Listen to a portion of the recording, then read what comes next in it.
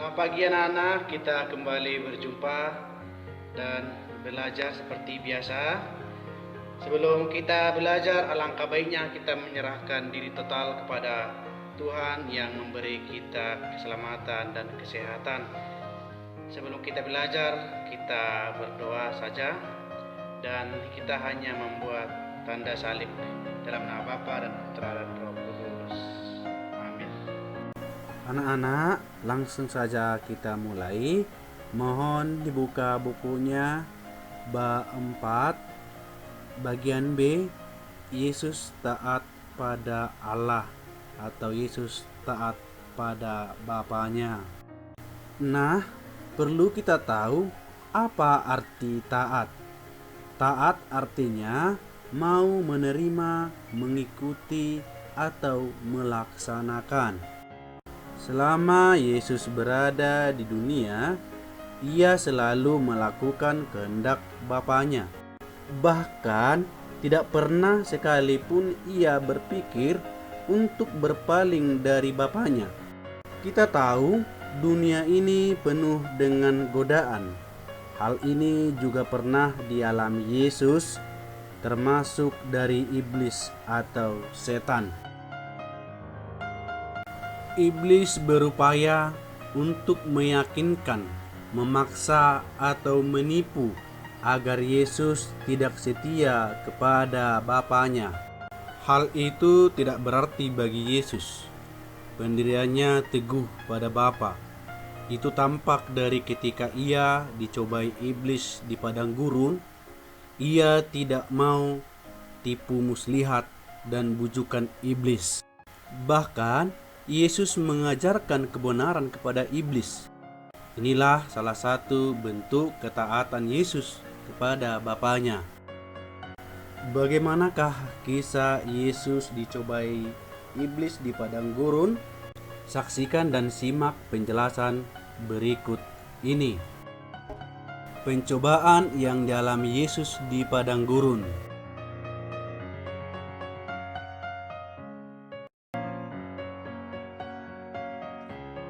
Roh Kudus memimpin Yesus ke padang gurun.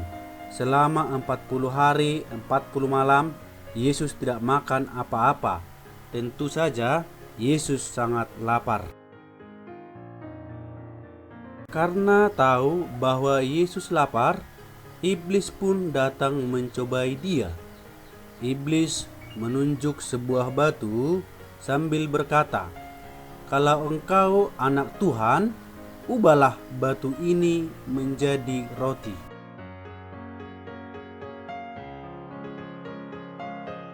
Yesus menjawab iblis dengan memakai firman Tuhan yang ada di Alkitab. Bukan hanya roti yang membuat manusia bisa hidup, katanya. Hidup mereka bergantung juga pada firman Tuhan. Selanjutnya, iblis membawa Yesus naik ke bubungan bait suci. "Kalau engkau anak Allah, loncatlah dari sini. Bukankah Alkitab berkata bahwa malaikat-malaikat Tuhan pasti menyelamatkanmu?"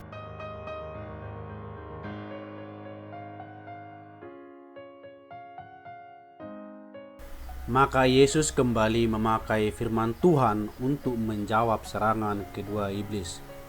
"Jangan mencobai Tuhan Allahmu," kata Yesus. Ia mengutip ayat Alkitab lagi. Akhirnya iblis membawa Yesus naik ke gunung.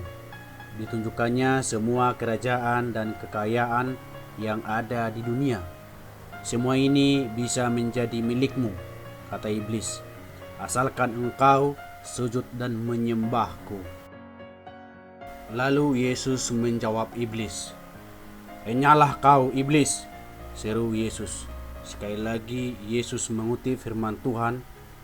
Ada tertulis, "Sembahlah Tuhan Allahmu dan layani Dia saja." Saat Yesus berkata demikian, seketika itu juga iblis meninggalkan Dia.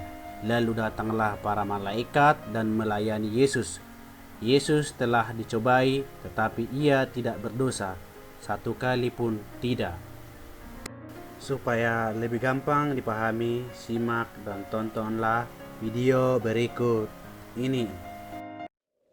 Yesus berumur 30 tahun ketika memulai pekerjaannya. Waktu meninggalkan sungai Yordan, Yesus penuh dengan Roh Kudus dan memimpinnya ke padang gurun. Di sana ia dicobai iblis selama 40 hari. Selama itu pula ia tidak makan apa-apa. Kata iblis kepadanya, "Jika engkau anak Allah, suruhlah batu ini menjadi roti."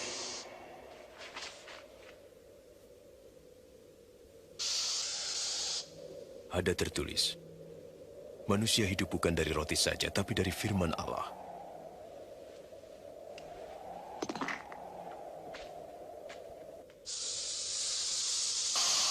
lalu iblis membawanya ke tempat yang tinggi dan menunjukkan seluruh kerajaan dunia. Aku berkuasa atas semua kekayaan dan kemuliaan itu, dan aku akan memberikannya kepadamu jika engkau sujud dan menyembah aku. Ada tertulis, sembahlah Tuhan Allahmu, dan pada Dia sajalah kau berbakti.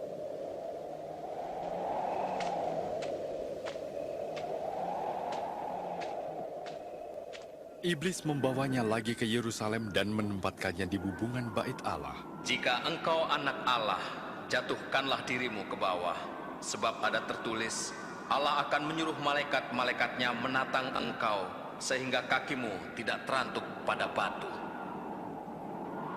Ada tertulis, jangan engkau mencobai Tuhan Allahmu.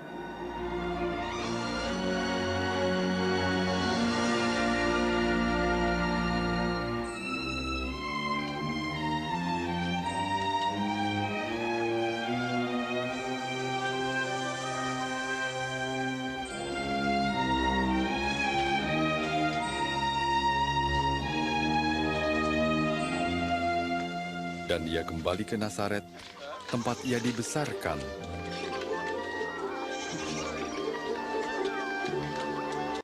Semoga apa yang saya jelaskan dapat disimak dan dapat dipelajari kembali. Kita tutup pelajaran kita hari ini dengan membuat tanda salib dalam nama Bapa dan Putra dan Roh Kudus. Amin. Semangat.